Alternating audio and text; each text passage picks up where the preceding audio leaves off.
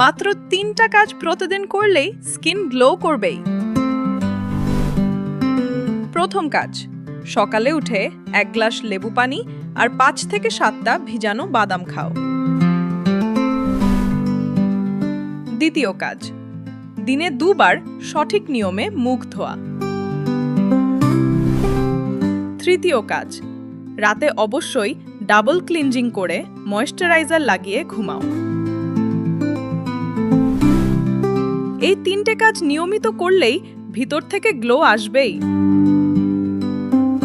14 দিন এই চ্যালেঞ্জ নাও, দেখবে ত্বক অনেক বেশি গ্লো করছে।